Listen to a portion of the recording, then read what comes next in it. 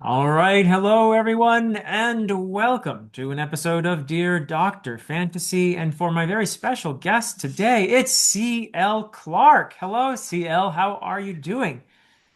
I'm doing great. I'm doing excellent, actually. How are you? I'm doing pretty well. It is really an honor to be able to chat with you today. I'm excited for this discussion. Now, you are the author of the Magic of the Lost trilogy. Hmm. You have won a Locus Award, which is incredible for editing. And you're up for a nomination right now for the British Fantasy Society Award. And this is for your novella Fate's Bane.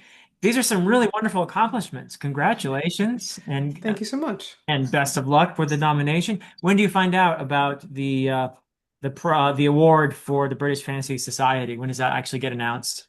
FantasyCon is in mid-October, I think. So it should be around there. It should be around there. Okay, all right. Well, then Yeah. until then, we'll be uh, hoping for crossing our fingers. But that's an incredible honor even to be nominated. So that's wonderful.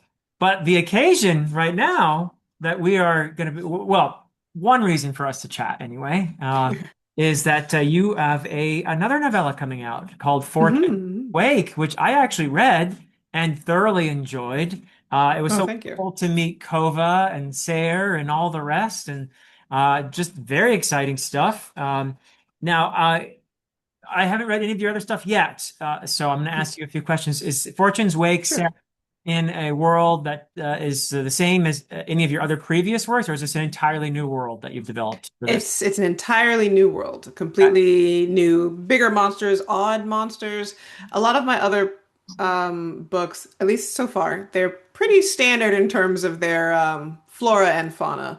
So this is the first one where we get out there a bit. Mm, I love it. I love it when authors go for it with the monsters and building and all that. Now, there's a Yeah. in Fortune's Wake. It's not a spoiler. We're not going to do spoilers here, but even though I did read it, would love to do spoilers with you some other time. Mhm. There's I don't think it's a spoiler to say that there's a coastal setting here with Mhm. lots of sea creatures and a culture that is seafaring culture.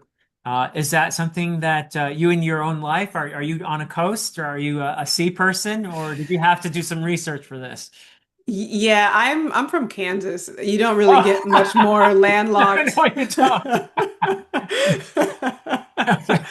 Um, but now that I live in London, I am a little bit closer to at least rivers and docks and stuff. And most of it's like Yeah, really cruddy, dirty canal water and stuff. But yeah, still, it's more water than I was really around when I lived in Kansas. Um, yeah. but if I were to have spent more time in boats, then I would have had to do a lot more research, I think. But as a kid, I was always into like pirates. Pirates of the Caribbean was one of the movies I think I watched the most when I was younger. Well, how cool. But Okay. yeah, I still have some more seafaring books in me. But this one, after a few boat trips, it's mostly in caves. And I actually do know a bit about caves because Kansas has some tunnels, like limestone caves, a pretty significant system. And every year I would take a field trip in school and we'd play in the caves. So I like caves. Nice, nice. Okay, yeah, the caves are important in Fortune's Wake. Sure. By the way, I spent one summer when I was about 14 in Kansas, Mhm. Hmm. Manhattan, Kansas. Uh-huh, I uh-huh. don't know if Oh anywhere near my. where you were. It is known. It is I think probably a few hours drive from Kansas City. Okay. All I right. didn't go there very often, but Yeah, yeah. I did. We did visit Kansas City one when I was there that summer too. But mhm. that's a bit of a drive if I remember right from Yeah. Manhattan, Kansas. Not to be confused with Manhattan, New York, of course. Oh, definitely not. Yeah, that was always the running joke there. So yeah, Mhm. very cool. Yeah, I really enjoyed Fortune's Wake. I love the characters. I mentioned Kova, wonderful main character. One of the things I loved about the story, again, we're not doing spoilers, but one of the things I loved about the story is the various relationships. Kova is your protagonist, your main character. But Mhm. there's a mother-daughter relationship that gets explored in there, and that's a powerful part, an emotionally powerful part of the story, I felt. Is that something you set out to explore when you were writing it, or did it just come out Do you set up your themes ahead of time and think, "Ah, okay, I really want to explore a mother-daughter thing here," or you just let it go? I think sometimes I do think about it a bit that way. Like a lot of times, a narrative will start for me with a core relationship because that's kind of how I think. I think about characters and I think about world building, and it'll be what character is impacted the most by this world building. And then my immediate secondary question is, well, who do they interact with? Like, what relationships are important to them? And that might be the relationship between their boss or their mentor and whoever they most associate with in a professional capacity. It might be a sibling, it might be a parent. And in this case, though, the the mom was kind of an accident. Uh-huh. Uh, Okay. I knew from a certain point that okay, someone close to her is missing. Who, why? Maybe it's her mom. Okay, then we'll find her. Okay. And then it wasn't until much later when we did start getting deeper into the story did I realize what relationship, if we are looking for mom, this is the relationship Yeah. that she's looking for. So, Yeah. yeah. And that explains a lot too, perhaps behind the relationship she has with the mentor figure in the story too. Like if somebody Hmm. with a kind of an important missing figure in their life might seek out somebody, that I'm not trying to Hmm. psychoanalyze Kova here, but Go ahead. Go ahead. why not? Right? She's not going to object anyway, right? Um, but no, I thought that was really effective, the way you wove Oh, that thank in, you. and the way that plays into the person she's seeking as well as a mentor through the story. Hmm. Is that something that is setting up future stories for us, that particular relationship, the In mentor? my heart, yes. In Yeah. my heart, yes. But I can't promise anybody anything because nothing is contracted. And if I'm doing it, I don't know if I'll be doing it with Grimdark or with myself or anything. But in my spirit, there's a lot more for them to dig into. Yeah, yeah, I would think. Yeah, I just felt like, okay, I'm in This for is just the the ride. beginning. Yeah. Yeah, yeah, I want to see what happens. Yeah, which is a Uh-huh. really good sign. So, and I failed to mention this is being published by Grimdark Magazine, correct? Correct. Very nice. Okay. Yeah. Very cool. When does it come out? When does the August 24th. So oh, it's actually I told someone today it was in 2 weeks, and then I looked at my calendar and I was like, oh no, this is literally in 1 week. yeah, pretty much 1 week now. Yeah, Yeah. yeah. August 24th. It's nice. So the Hmm. August issue. Very cool. Congratulations. Yeah, thank you. I Sure. even have this nice little like Oh, nice. Yeah. uh, Uh, very, very great work from the combination team of Adrian Gibson, who also yep. works at Grimdark Magazine, and Renee Anye. So Oh, yes. could Yeah. not, yeah, so I good. do know both of them. Adrian's been a guest on my channel for Dear Hmm. Dr. Fantasy, in fact. And Renee actually did the artwork for the special edition of my first book Oh, by the Broken wow. Binding. So it's the special edition of The Way of a Damned, That's which gorgeous. he did the inside color illustrations too, which I really love. All his work. Oh, that's awesome. This is the best show and tell ever. Yeah. I love Renee's work. I love Yeah. Renee's work. And when I was working with the Broken Binding, Mhm. I requested him. Oh At, yeah, yeah. yeah. And he's been busy. He's been so busy doing some really cool stuff. So he did the cover Hmm. for Fortune's Wake. That's so awesome. I love it. Yeah. Yeah, I'm a fan of his work. So very, very cool. I look forward to that being out and lots of people chatting about Fortune's Wake. It's a wonderful story, and I do hope it will be the introduction to more stories with those characters in that world. That'll be fantastic. Hmm. But I think it is time for me to ask you my standard question here on Dear Dr. Fantasy. So, CL, going on the Hmm. theory that you are what you read, what have been some of the important formative reads of your life, going all the way back to when you were little? And you can basically go wherever you want with this. But Hmm. if you were to explain yourself through the stories you've read, the books you've read through your life, what would be some of the ones we would need to talk about? I think we would need to talk a little bit, just a little bit about Goosebumps Uh-huh. because I was obsessed with them as a kid.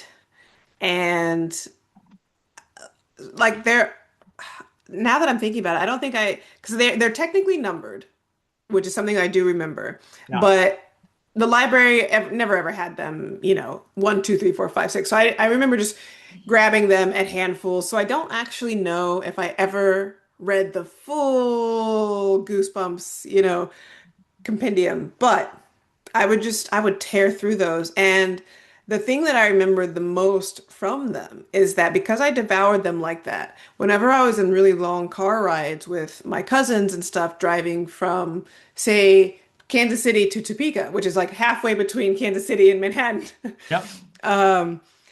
we would I would sit in the back of the van and I was the entertainment. This was before iPads. This was before like audiobooks were being put in cars and stuff and people were listening and driving. I was the audiobook. And it was just me telling these stories.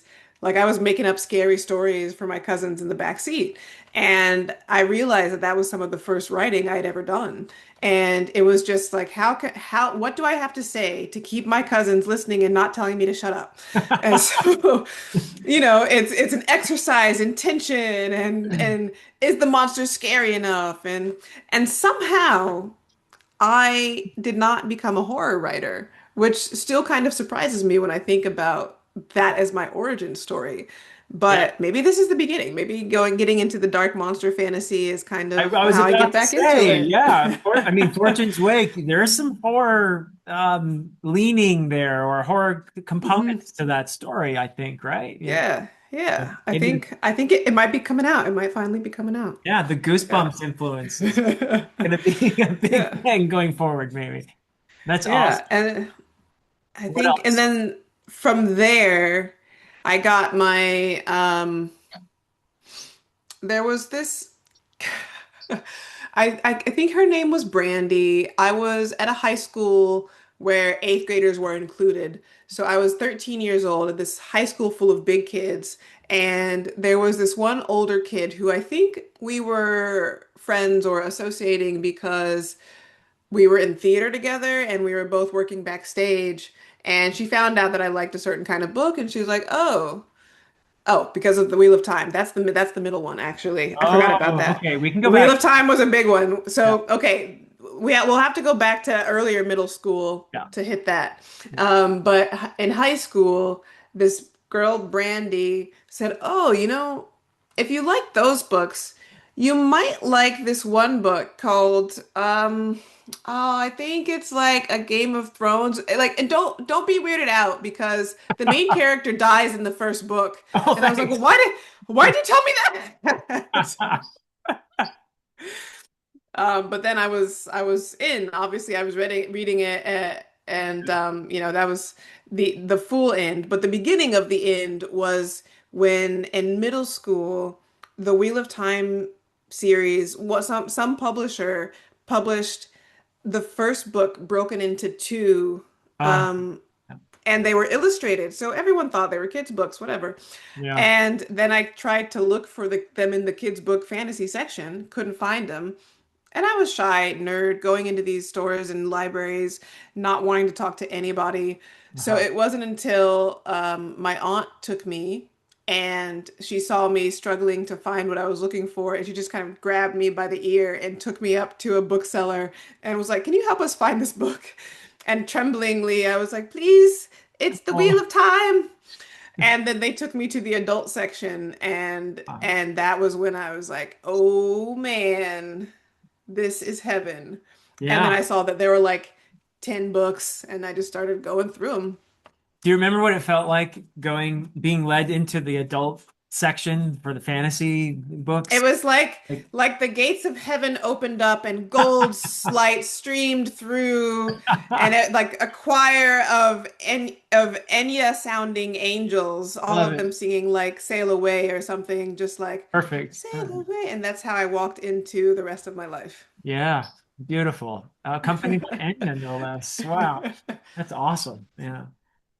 That's wonderful. So Wheel of Time was obviously a big influence then? Or Hmm. would you say that's what really Definitely. got you into fantasy then as a more adult fantasy kind of type reader? Yeah, adult fantasy, that was definitely the thing that got me in. And most importantly, I think it was like that.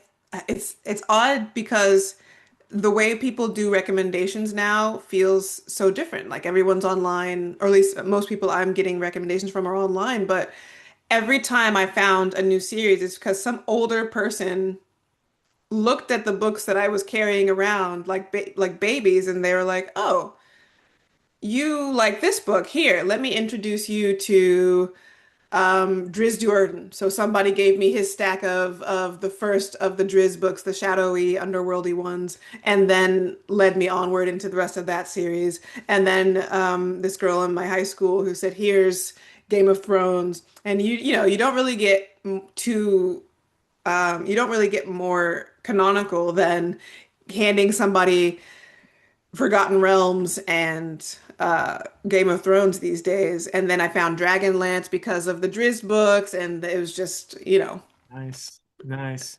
yeah. And when you read Wheel of Time, was it, I don't know how quickly you read the series. It sounds like you probably Hmm. devoured it. Oh But yeah, definitely. was the series entirely out by the time you discovered it? Mm-mm. So you had to wait for some of it. No, yeah, I waited. I definitely obviously waited for the Brandon Sanderson ones. I Okay. don't remember how much was done. Um, Okay. I think certainly I was able to get to the eighth book, Path of Daggers, but I don't quite remember. And but I definitely the first novel I ever really started writing was a almost a one-to-one knockoff of The Wheel of Time. Well, that's okay because Um, Jordan did a yeah. knockoff of Lord of the Rings. Yeah, it's great. It's cool. So we just keep knocking off over and over, and it's fine. I mean, the Eye of the World is pretty close in many Yeah, respects yeah. to Lord of the Rings, but the series definitely takes its own direction soon, Hmm. like by book two, I would say. Yeah, he's doing his own thing, and it's not really Jordan's fault because every publisher was looking for still at that point. It was like late 80s, right? Hmm. First book was in 1990, maybe or late 80s. Yes, yes, I remember looking at that actually, and it might be like 1 year younger than me or 1 year older than me because I was born in 90, and I was like, oh. Okay, yeah, I graduated from high school that year, so yeah. Yeah. Nice, nice. I didn't read Wheel of Time myself though until later. Until Mhm, actually, I read it not too long before. I probably started slightly over a year before the last book was mhm, published. mhm, Hadn't really heard about it that much, and so I came to it late, relatively speaking. And I mhm, remember though that the last book came out right when I was ready to read it, and I was the first person mhm. to check it out from the library. So. Wow. Yep. So yeah, that was quite an experience.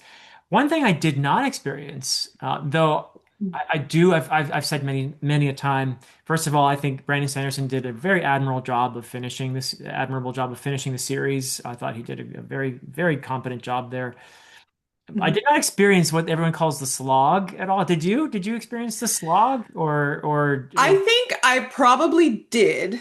okay. However, because I was young and excited, Uh-huh. and it was before I had internet really, I didn't perceive it the same way.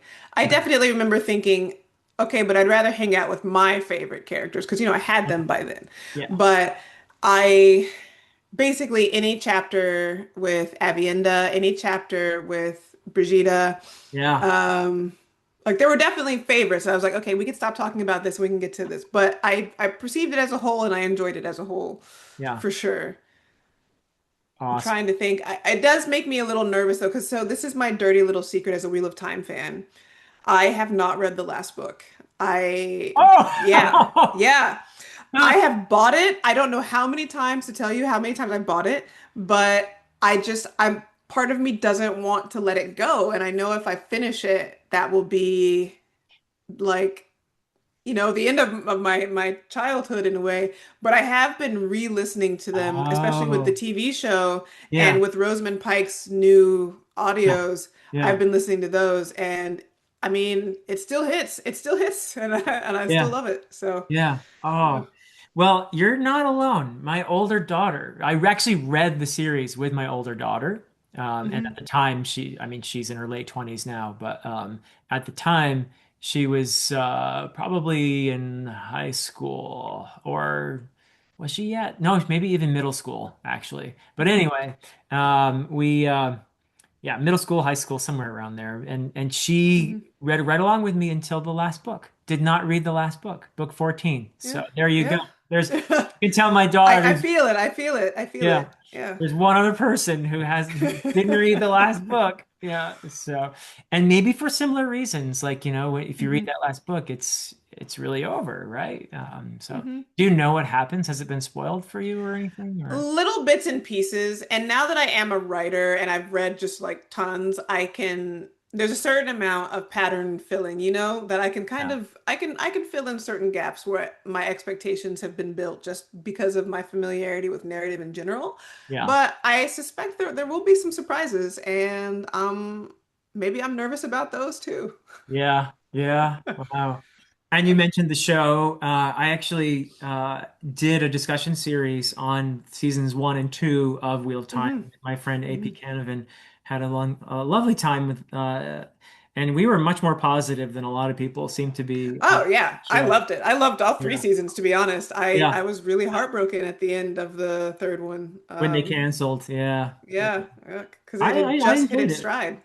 My feeling about adaptation, and this may be a minority opinion, it feels like these days, but I'm Hmm. not looking for a beat for beat reproduction of the book. Hmm. For me, an Hmm. adaptation is particularly when it's in a different medium, is supposed to do something different from the original. Yeah, Like I yeah. enjoyed this recent Odyssey film, because by Christopher Nolan, Hmm.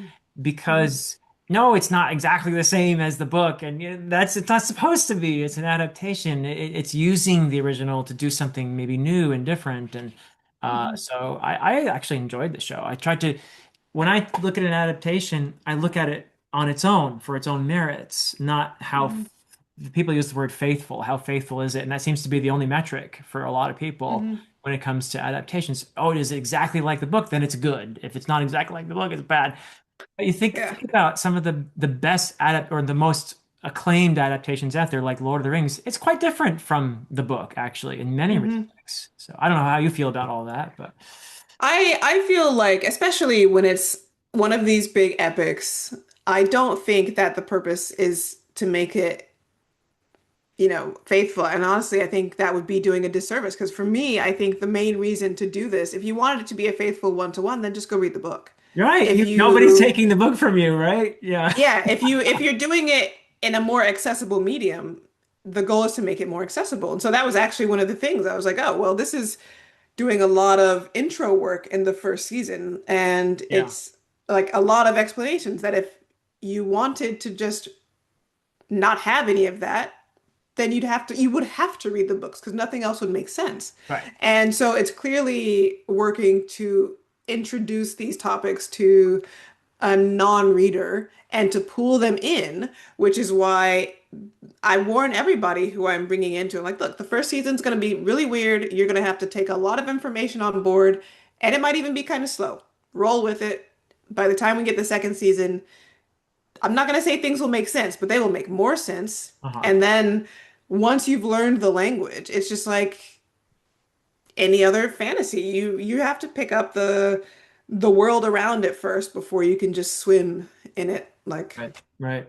I feel mhm, like also, at least it's a totally non-scientific impression here, but my impression mhm, was that people who had not read The Wheel of Time and watched the show liked the mhm, show more than a lot of mhm. people who were readers and dedicated fans of the series. Not that Yeah, there were some yeah. dedicated fans of the book series who loved the show too, but I feel like Mhm. the more of the pushback was from the folks who are big fans of the.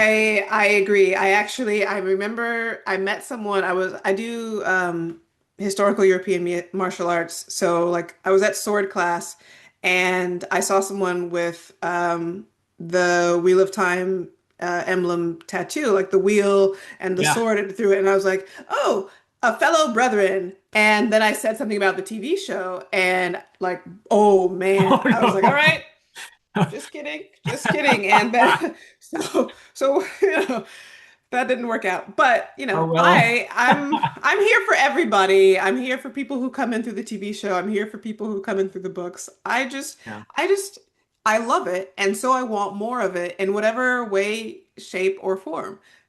There was even, I think, like in my younger days, because I also I did a online role playing storytelling in the different Wheel of Time worlds, like Silk Lantern, and then later it was Portal Stones or something. Uh-huh. And I remember finding a soundtrack someone had made, a musical soundtrack or score or something.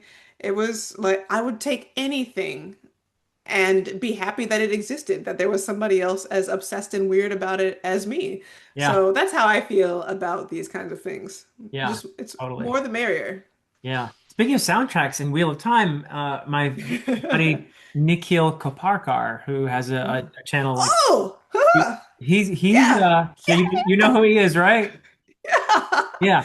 Oh He's man, the composer of the Hills of Tanchico and of I course have a Hills of Tanchico shirt. Wild. Okay. So do you know Nikhil or No, I am a devotee of that song, and every time I wear the shirt because of association, I just spend the entire day singing it, much to my partner's dismay. But yeah. That's wonderful. I'll have to introduce you to Nikhil. He is the sweetest, most wonderful person.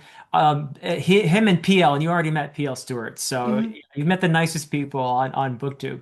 But he also composed the official song for the Adan trilogy, which is Oh, pretty wild, right? He yeah. actually commissioned him to write this piece for me for my trilogy, and I had my daughter, the same one who didn't finish Wheel of Time, play the cello. She's a cellist. Oh, so am I. Awesome. What? Are you kidding me? Yeah. That's wild. You're a cellist too? Hmm. Oh, what? It's been a bit longer since I picked mine up because it didn't follow me with the move, but yeah. That's what a small world. Okay. Well, now I have to introduce you to Yeah. Nikhil and my daughter. I think my daughter would really like you. So. That's so cool. Okay. Ha, small world. So anyway, Rohana, my daughter, played the Mhm. cello for this piece that Nikhil, who also composed The Hills of Tanchico, your favorite song. Ah, it is. Yeah. So we'll have to just introduce you to all these people. But yeah, oh, that's lovely. Ha. I love finding out things like Yeah. this. It's small What a world. little, yeah, yeah. Yeah. That's wild. So But let's now get, you make me okay. want to get commission a song as well. Yes, Cool. Nikhil, you should. Actually, if I'll introduce you Yeah. to Nikhil, you should commission a song from him for your series. He would do it. He's Awesome. done Wheel of Time. He's done his Dark Materials. He was commissioned for the Lightbringer series by Brent Weeks. He's Mm. done Hmm. Chance Dillon, another a fellow indie author who is also has a channel. He did for his book Mercy series. So he's Oh, done this is quite a so bit. cool. Yeah, Yeah. and he is actually a Hollywood composer. Mhm. So he's yeah, he works with some really cool people too. So well, that is so nice. I love it. Well, let's get back to your journey though. We haven't gotten too far. Yeah. We got through Mm. Wheel of Time and Okay, so we're at high school high now. school. So at high school, I hit Game of Thrones, and this is still the era where I was able to read like a book a week to the point where I was reading things behind my cello in orchestra class, Uh-huh. um, and hiding them behind my French books. And a friend of mine started calling me Miss Read too much. Like I remember that nickname very clearly. That's a good nickname. Uh, I like it. Yeah. um, and then yeah. So, but at that point, it was pretty well cemented, and I think I did go back and try to hit some of the YA classics like Tamra Pierce and stuff like that. But from that point on, I was pretty much just in the deep end. I read some of the Terry Goodkind books, but the thing that I think is most that I've been enjoying most recently is like there's a lot of good contemporary fantasy, obviously, Sure. but one of the things that I've been doing a deep dive on actually is Robin Hobb, who is Oh, my lovely. Oh, main yay. blooper. Yeah. Um, so I didn't discover Robin Hobb until, well, I didn't start reading Robin Hobb until I think I read the first. The first assassin book in maybe 2020. Okay. And Okay. then it was like so the first time got into the first chapter, I was like, okay, cool, but this is going to be a little dense, so I'm going to come back to it later. Hmm. And then I came back later that year and just inhaled it, and then realized that I was in danger because I can see these are the amount of books that exist Yeah. right now. Yeah. And I cannot necessarily hope that there will be more. So I'm on a limited amount kind of diet. So I have been savoring them and I read like maybe one a year. Uh-huh. Uh-huh. And so I'm all the way up to the next one is I just finished Golden Fool. Oh, So goodness. Okay. yeah, Wow. so the next one is the that trilogy ender, and I'm just like, oh, I don't know if I can do it. It's another one that I feel like maybe what if I just never read it and nothing bad ever happens to these two Yeah. ever again, which Yeah. it will. But Wow. Tawny Man is, I mean, I took my time with Realm of the Elderlings too and just finished it a couple of mhm, years ago. But mhm. Tawny Man is, it's very tough because Fits in the Fool, the final trilogy, also is right Yeah, up there for me, but Tawny Man is probably my favorite.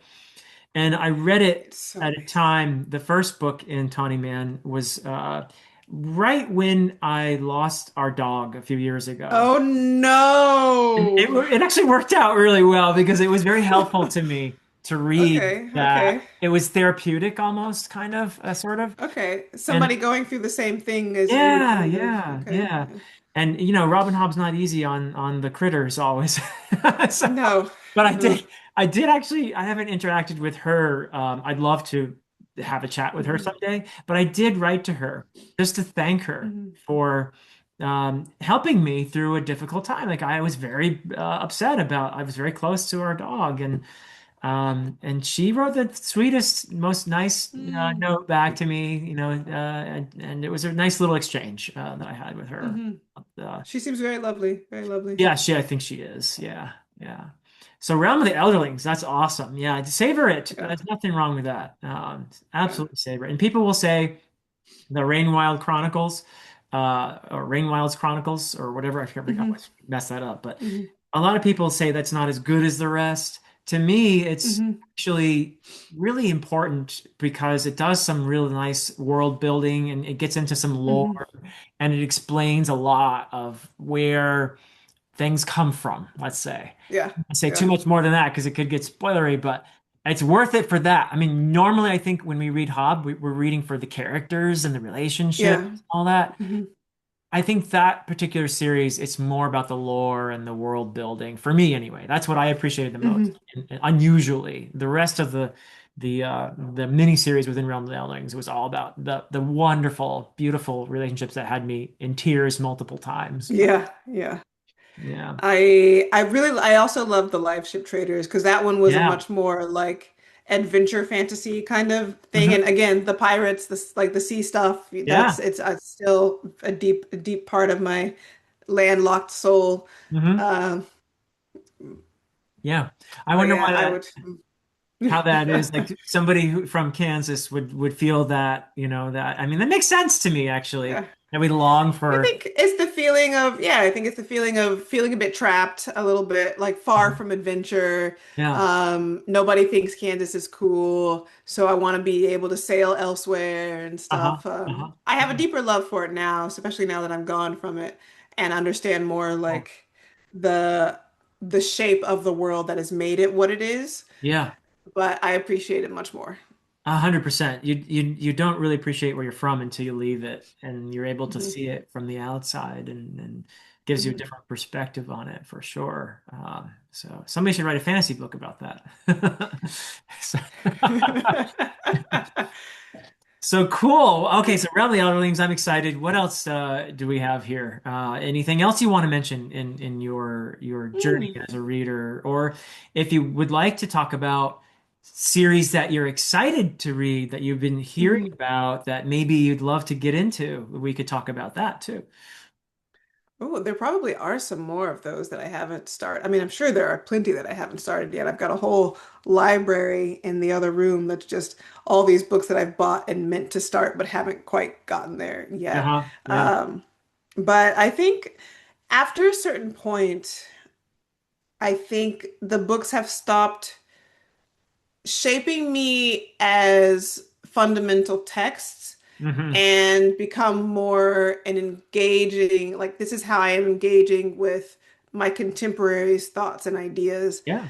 And so I think that I'm shaped a little bit differently by them, less so as I feel like the Wheel of Time is somewhere in my DNA. Oh, it's yeah. Grew Like up with it. Yeah. yeah, there were Wheel of Time readers who approached me and were like, "Oh, I saw you use Pillow Friends." And I was like, "Oh, I Ah, did, didn't I?" yeah. Yeah. Um, and my penchant for in-world swearing also comes from the Wheel of Time Oh, as no. well. Yep. Um, but then like nowadays it's more if I'm reading more contemporary stuff, it's me thinking, okay, well, this person is taking on this present day challenge in this way. Like I can see what of our world they are grappling with, and I might say, oh, I really like this, or oh, I would do this differently. And then my books absorb theirs, but more as a conversation. Like Yeah. one of the books I feel that I was trying to work in around with is a book called The Trader Borrowed Cormorant. It's one of Oh, my favorite yes. books. Yes. Yeah. Yes.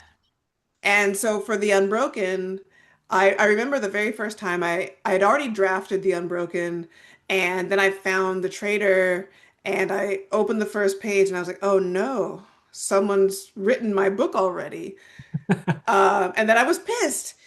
But then I read it through and I was like, okay, we clearly have written different books, but we are still talking about the same things. And I am definitely talking about it differently. Oh, sure. But you've given me things to think about that I hadn't considered yet. But I Uh-huh. also think that there are things you haven't considered, or at the very least, you could not address in this particular book. Yeah. So that's another series that I really like.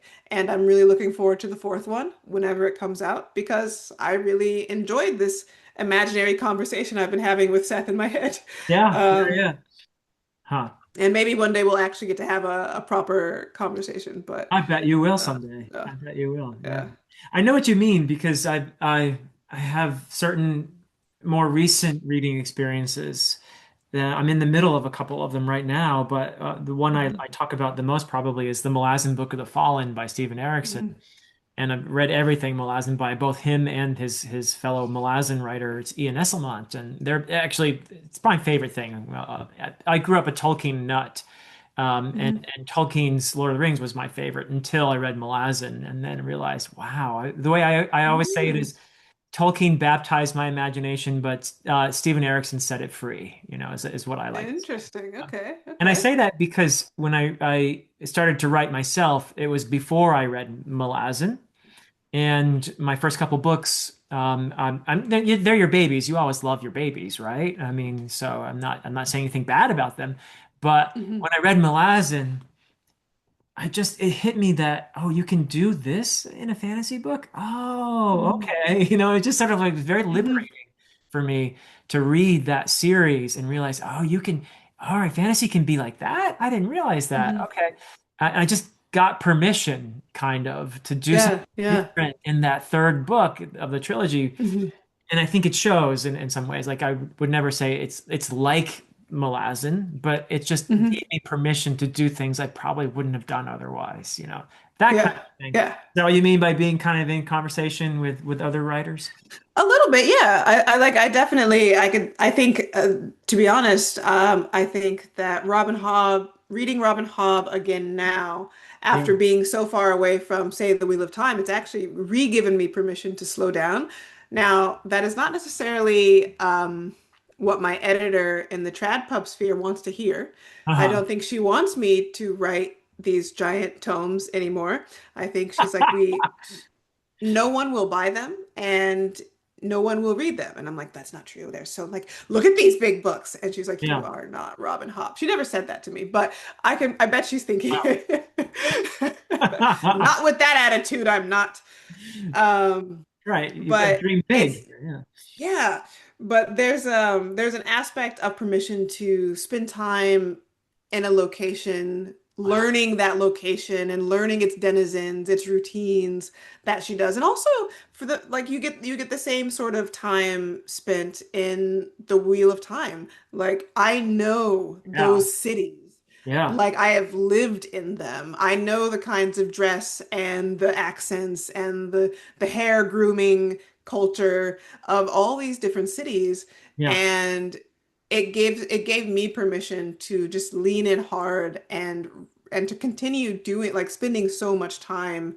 And I think so much time is relative in the more contemporary marketplace, Yeah. but just or to remember what I loved and to not forget that. And for me, what I love, as well as the characters, is also the world building. Um, but also just part of the in conversation is just like with the Trader Borrowed Corman, like me and Seth in our conversation is about how do you pull down colonialism? Do you Yes. do it with by arms? Can you do it from the outside? Must you do it from the inside? Yeah. And so And what do in you my head, become in the process? exactly, Right. exactly, a monster, a tyrant. There's actually in my last book, for those who like Easter eggs, um, there is a chapter for each of his books, Oh. Ah, but not the fourth one, because I don't know what the fourth one will be called. okay. Um, Okay, cool. but there's a traitor, a monster, and a tyrant in that, and that's my little goodbye homage to Yeah. that series and the impact it had on my trilogy. Because not I'm not going back to that trilogy world probably, at least not for some time if I do. But Yeah. it was definitely a meaningful place for me to bounce off some of those ideas and also like the more academic things that I'd read as well. But Yeah. yeah. Oh, fantastic. Yeah. I mean, I actually used to teach a fantasy novels course at my college, Mhm. and it was a really successful thing I did one semester where I made it around the theme of colonialism. Mhm. So we did N.K. Jemisin's Broken Earth trilogy. Oh We yeah, that's so good. R.F. Kuang's Poppy War trilogy. We did, Mhm. these kind of Malazan fits in really well too, actually, in this Mhm. conversation. And it worked so well. Like it's a theme Mhm. that really, and I had a conversation at one point earlier this year with another author Mhm. about this theme in fantasy. It just seems like a theme that we can really fruitfully explore. It sounds like I'll have to add your books to that course if I ever teach it. I'll drop in for a little author chat if you want. Oh, Easy. that would be Yeah. awesome. Yeah. Yeah. Unfortunately, the course doesn't run anymore because my Mhm. college, like a lot of other places, has started to de-emphasize the humanities. Mhm. So Mhm. we don't have nearly as many literature sections as we used to, which is very sad to me. But Yeah. thank goodness we have YouTube where we can still talk about books. Yeah. Yeah. But but yeah, no, colonialism is something that, and I think it's partly, I mean, it is very painful to talk about colonialism in our Mhm. world because there are people being affected by it right now. The Mhm. repercussions of past colonialism and present colonialism that is happening right now. It's Mhm. hard.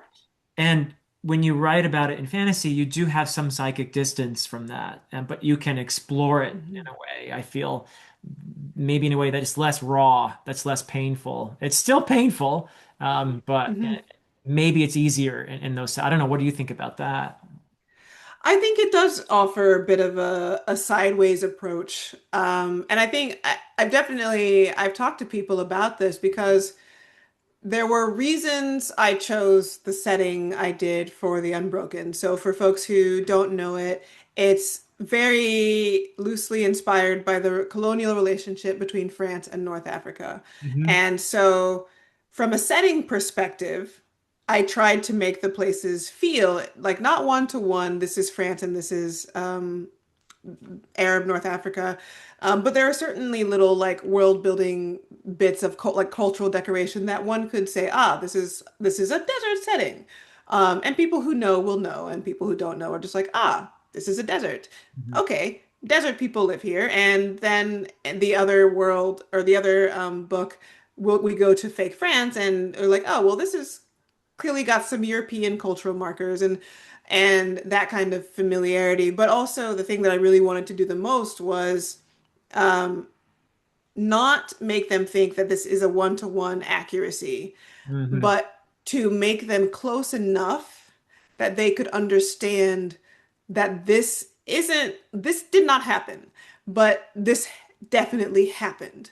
Hmm. And so I had one of the coolest things that ever happened was someone who was not from North Africa or from France actually read the book, and then essentially they did this book review that was actually a mini book report. Like, this made me go research Algerian history, Oh, and this made yes. me, and I was like, this is like, if nothing else happens with this book, this was worth it. Like, someone who had never heard of it at all went and looked it up, and that was pretty rad. That is awesome. That's really awesome. I'm actually reading right now the novels, all of them, the 16 novels of Guy Gavriel Kay, who, Yeah. Hmm. if you know his work, you know that most of his Hmm. books are historical fantasy, where he Yeah. takes inspiration from a particular time and place, and it's, Hmm. it's there is a what is it, a quarter turn toward the fantastic in these. So it's not magic heavy Hmm. usually, but there's some magic in there. So the Sarantine mosaic is 6th century Byzantium, but it's really Sarantium with a bit of magic in Hmm. there. I Hmm. just finished one that I loved, and we'll be releasing a discussion of after this video actually. Okay. But it's The Last Light of the Sun, which is Hmm. inspired by the essentially the interactions between the Anglo-Saxons of King Alfred's time, so ninth Hmm. century, and the Vikings, and also the Welsh, the Celts, off in the western part of Britain. Hmm. But it's a fictionalized version of all this, and he does such lovely things with all the fairy magic and all of that. Oh, interesting, interesting. Yeah, yeah, Yeah. yeah, he does a really wonderful job of inspiring me.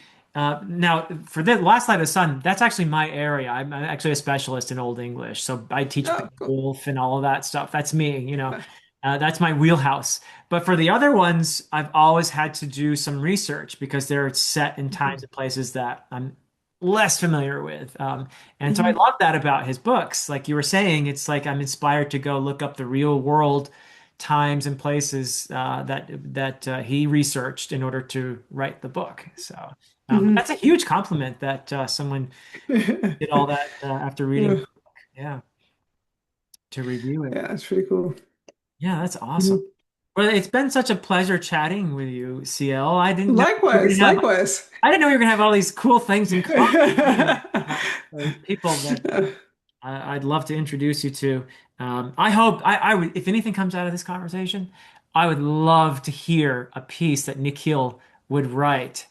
Oh, Of I thought you were going to say that you would love to hear me sing "There Once Was a Lad of." Yes, we could do that too. We could do that too. That would be awesome. But no, I would love to hear Nikhil's composition for Yeah. your fantasy books. So which one do you think you would want to have if you were going to do it? I'm not making you commit. Oh man. Which one would you want him to write about a musical piece for? I mean, I think with because I could like thinking forward, I would say it would probably be Warmongers, which is the next standalone. Okay. Mostly because it's going to be the next biggish thing I have coming out, but I could also like I could envision all of it. 'Cause I'm a big soundtrack user when Yep. I am writing. Yep. So like every book has a playlist or every book I'm playing certain music while I'm writing it. Yeah. Um, so honestly, I would like I could do anything. I also have a future trilogy in mind that's like this big world breaking kind of um, Christopher Buehlman's Between Two Fires meets like Critical Role, The Mighty Nine, and just it's this the world is ending, and also this little group of the last soldiers who survived their company's cataclysm are Hmm. trying to go home, and it's this cursed journey, and I think that needs some good That needs some music. music. That needs some Yeah, music. Yeah. yeah, And then one day you'll be writing more books and you'll be listening to your own soundtrack. yeah. That would be amazing. You could also maybe even play the cello for whatever, piece he comes up with. You could be the cellist in the piece too. That would be rad. Yeah, wouldn't it? I'm just putting the idea out there. So That's awesome. if you don't want to do it, I'll ask my daughter. She's pretty good. Yeah, yeah. Yeah. Just keep building the unity of artists. Maybe that's how it'll go. That's how it will That's go. right. I write the book, compose, Right. cellist, boom, let's You go. get artists like Renee doing the covers. That's one of the things I love about writing as well, is that I get to work with so many really cool, lovely people, Hmm. artists and composers and editors and just neat people, you know?